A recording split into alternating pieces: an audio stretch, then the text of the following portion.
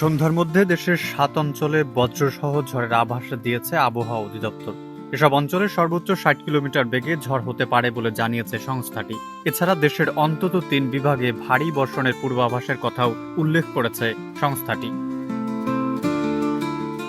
আবহাওয়া অফিস জানায়, আজ সন্ধ্যা ৬টার মধ্যে ঢাকা, ফরিদপুর, বরিশাল, পটুয়াখালী, কুমিল্লা, নোয়াখালী এবং চট্টগ্রাম অঞ্চলগুলোর ওপর দিয়ে দক্ষিণ পূর্ব দিক থেকে ঘন্টায় ৪৫ থেকে ৬০ কিলোমিটার বেগে অস্থায়ীভাবে দমকা বা ঝোড়ো হাওয়া সহ বৃষ্টি বা বজ্রবৃষ্টি হতে পারে।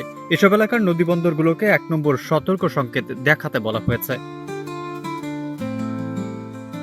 সর্বশেষ পূর্বাভাসে সংস্থাটি জানায়, আজ সন্ধ্যা ৬টার মধ্যে ময়মনসিংহ, চট্টগ্রাম ও সিলেট বিভাগের কিছু কিছু জায়গায় এবং রংপুর, রাজশাহী, ঢাকা, খুলনা ও বরিশাল বিভাগের ২-১ জায়গায় অস্থায়ীভাবে দমকা হাওয়া সহ হালকা থেকে মাঝারি ধরনের বৃষ্টি বা বজ্রসহ বৃষ্টি হতে পারে। এক্সট্রিম মশার কয়েল প্ল্যান্ট ফাইবার দিয়ে তৈরি, ডেঙ্গু, চিকুনগুনিয়া বাহি সহ যে কোনো মশার বিরুদ্ধে দেয় এক্সট্রিম সুরক্ষা। সেই সঙ্গে ময়মনসিংহ, চট্টগ্রাম ও সিলেট বিভাগের কোথাও কোথাও মাঝারি ধরনের ভারী বর্ষণ হতে পারে। এছাড়া সারা দেশের দিনের তাপমাত্রা সামান্য বাড়তে পারে এবং রাতের তাপমাত্রা সামান্য কমতে পারে।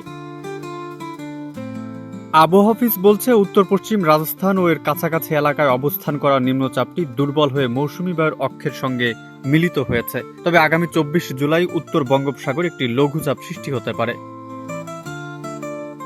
মৌসুমী বায়ুর অক্ষের বাড়তি অংশ রাজস্থান, উত্তরপ্রদেশ, বিহার, পশ্চিমবঙ্গ, বাংলাদেশের উত্তরাঞ্চল হয়ে আসাম পর্যন্ত বিস্তৃত রয়েছে। এর একটি বাড়তি অংশ উত্তর বঙ্গোপসাগর পর্যন্ত বিস্তৃত। মৌসুমী বায়ু বাংলাদেশের ওপর মোটামুটি সক্রিয় এবং উত্তর বঙ্গোপসাগরে মাঝারি অবস্থায় রয়েছে।